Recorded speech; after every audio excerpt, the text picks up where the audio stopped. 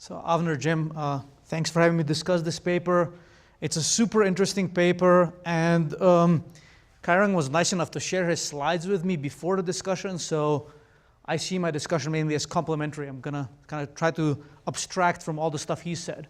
So how do I see this paper? In a very big picture, it's a paper about deposits that hits a bunch of hot topics right now, right? It's sort of, there is the interaction between the banking system and the shadow banking system, which people have been looking at a bunch now.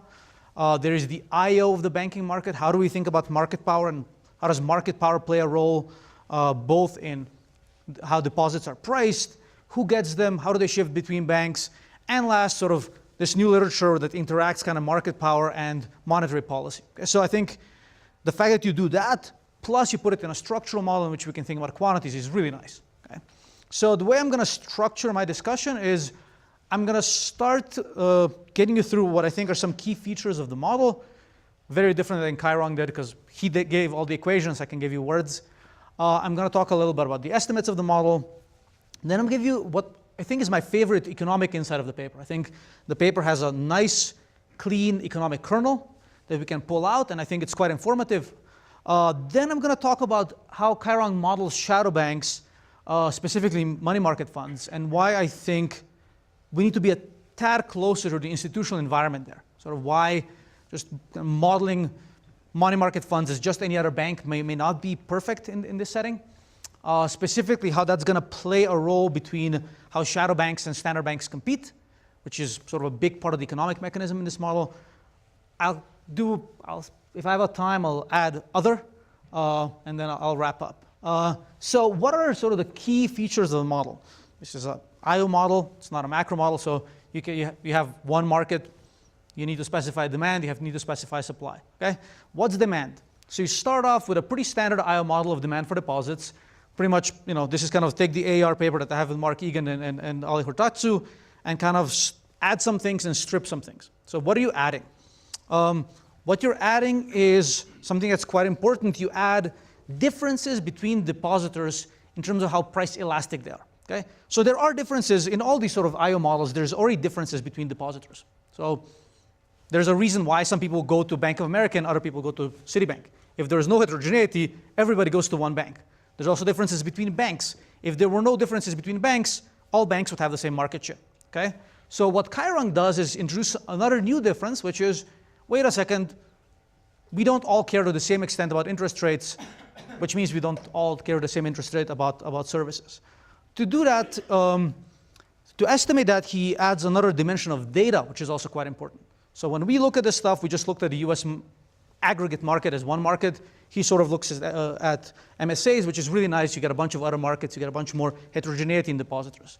What he subtracts is, and that's sort of almost because of the data, you have to start treating all depositors as insured if you're going to look at local markets, because we don't have information within local markets on which depositors are insured and uninsured, which is in many ways not an issue, I think. It's an issue if you want to think seriously about bank stability, but I don't think it's a paper primarily happily ever after. Okay, I think that's a fine modeling choice, and he gets what I think are very sensible estimates if you compare them to the prior literature. His mean demand elasticity for banks, because he also has shadow banks, but for banks is 0.36. So I sort of pulled our paper, and we have two classes of depositors, the insured ones and the uninsured, which have different price elasticities. They're about half of the population if you look at bank funding. So average those two things, 0.16 for insured guys who really don't care about prices much, and 0.56 for insured guys, you get 0.35 mean. Okay, so quite different data, a little bit different instruments and so on. We get price elasticities like on average kind of the same. So I'll say these are very sensible estimates because they line up with mine. What he does get is, of course, this new extra fact, which is large differences in price elasticities, which we just we ignore, and I think it plays an important role. On the supply side, what he adds is the shadow banking sector, right? So what do standard I/O models do? You model an industry. Everything that's not an industry is like an outside option. Okay? In our world, the industry is banks. We had an outside good that absorbed everything else. Kairon adds the shadow banking sector, which is nice. Okay? What are his banks? Banks and money market funds are pretty much quite simple. They sell you a product, they charge you a price. They're like car companies, okay? There's no stability, sort of, they're non-defaultable, which again, it's not obvious you want to do that if you think about bank stability, but if you're thinking about monetary transmission and competition, I think it's a fine abstraction to do, okay? So this is kind of just the difference between banks and money market funds is everybody offers services, but money market funds just offer worse services, okay? So that's kind of how you want to think about this world. So that's the setup of the model. What I wanted to think about now is, what does this stuff buy you? The stuff that he adds, the stuff that he subtracts, what does it buy you? I think it buys us one clean, very nice economic insight here, which is we're going to have in this market segmentation on price elasticity, okay? You're going to have the super elastic guys are going to be like, wait, I really, really like prices, so I don't care about services relatively as much. And you're going to have the inelastic guys who are going to be like, I really care about the fact that Bank of America is nice to me, and they have a convenient sort of ATM system, and I'm not going to care that much about whether they charge me like whether they give me like 0.5 or 0.6% on my checking account. Well, that's super sensible, okay? Now, what happens? Money market funds offer shitty services. Because they offer shitty services, they have to give you high deposit rates. Okay? That's the world we get. What are the implications? The implications are banks, because they offer services, have market power. That's really what's driving it. Money market funds are not differentiated. They're kind of almost like the competitive fringe. They have less market power. Okay?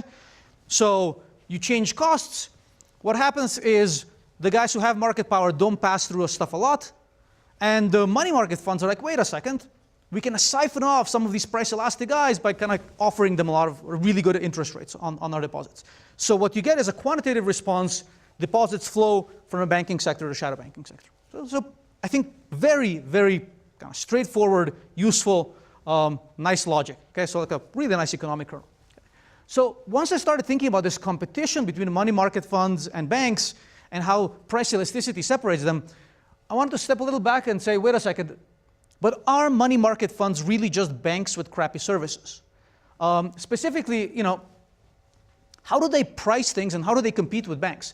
The way you think about the stuff in the model is they compete kind of Bertrand with differentiated products, like I explained. So you're going to get this high pass-through because money market funds are super strategic. They understand they can siphon off all these depositors when rates rise. Okay? But here is how money market funds actually set rates. They're mutual funds. Okay? So if you're a money market fund, you're a mutual fund. This is a Vanguard Treasury Monetary Market Fund. And the way they set prices or deposit rates is they just have an expense ratio and they have fees. Okay, so they will charge you 7 bips management fee. They will charge you a 2 bips expense ratio, and that'll add up to 9 bips of overall expenses. What does that mean? That means pass-through in money market funds is automatic. They don't think about competing with a bank a la Bertrand and kind of trying to siphon away these guys. They don't have a choice. Rates go up. Their only choice is, here is the extra money you earned. Rates go down, here's like, well, sorry, we're giving you much less. And pass-through is they're very mechanical. So it is true that they have very elastic depositors because of that. But high pass-through rates are built into their model. They have no choice. This is not, if they change their minds, they could just behave much more like a local monopolist. Okay? So I thought, wait, but maybe they can. Maybe they can change prices. I mean, maybe it's just that they quote prices in a weird way, but they can just change them anyway. It's not going to quite work. So if you want to change mutual fund fees, and a money market is a mutual fund, what do you have to do? You have to get approval both by directors, which they'll probably sign off on anything you want them to, but you also have to get people in the actual money market fund, and a majority of them to sign off on it. So if you want to raise fees on them, you have to get each of them to half of them to agree with you. And by the way, if you want to raise what you pay them, you'd still have to do that.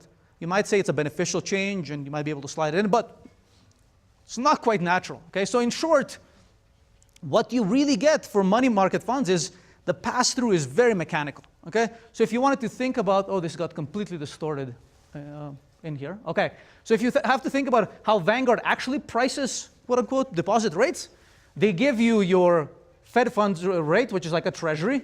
Okay, this is like totally messed up. I apologize for that. From that, they subtract 9 bips. In the paper, what happens is the Vanguard chooses rates such as, to maximize profits times market shares and think strategically about how they can do it. Now, do we care?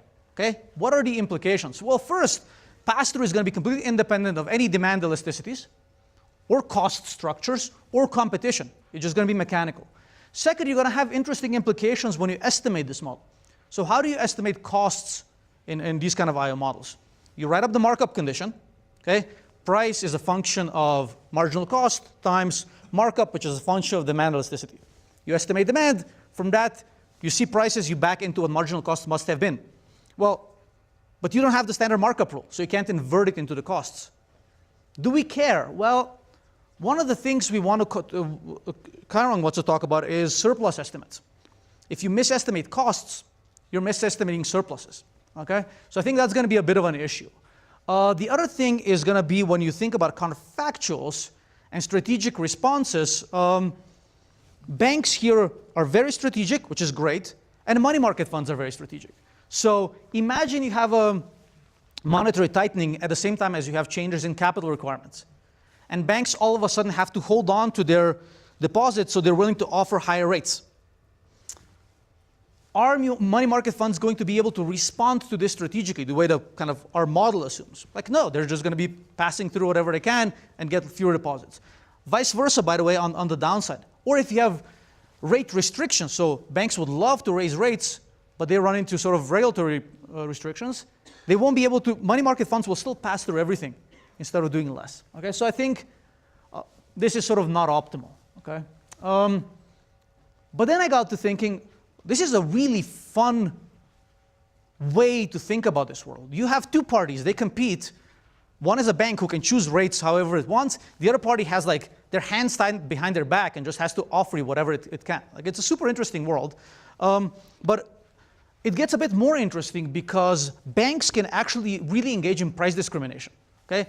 In the model, banks sort of here offer one rate to everyone. In reality, banks actually offer at least two rates.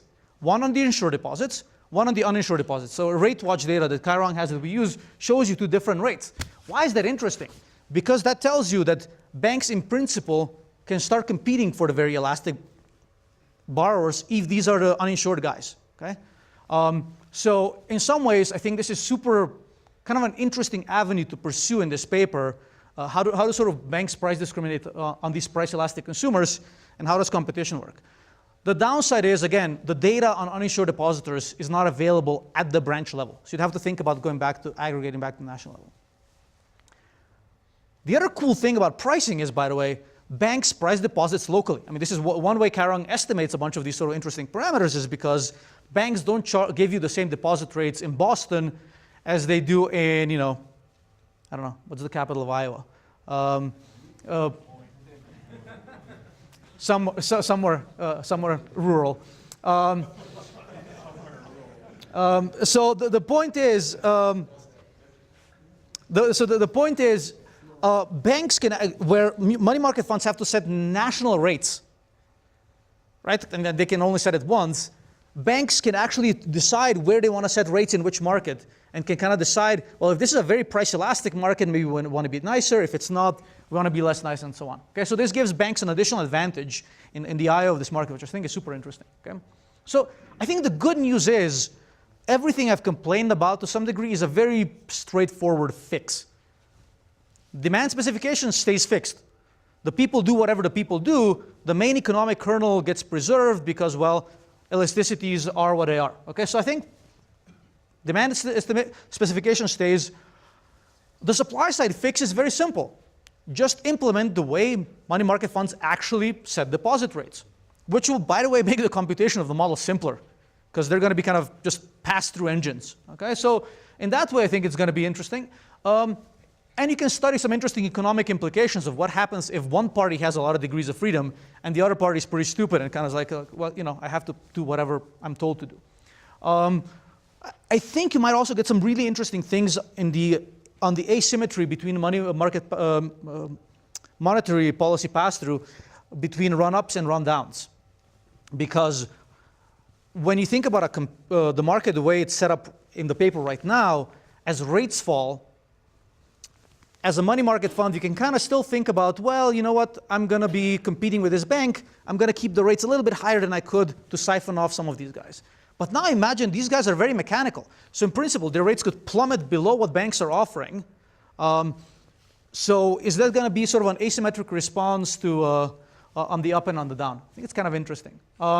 Anyway, the good news is, by the way, also the strategic response of banks is going to stay exactly the same as it was. Like the cost estimates are messed up only for money market funds because, well, it's Nash equilibrium. So banks were already holding money market funds actions and pricing and so on fixed. Okay? So I think it's very fixable. Okay?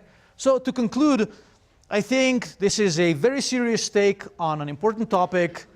It's very hard to think about policy seriously if you don't have a quantitative model, because at the end of the day, we become then the two-handed economists, you know, on the one hand, on the other hand, but policies have to be chosen, decisions have to be made, so we need some quantitative insight.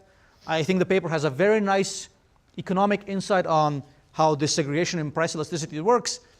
I think once he implements a little bit different mutual money market fund pricing, I think it gets you a paper that's more in line with the institutions, and B, you can flesh out some really interesting economic insights on price discrimination in this market. Okay?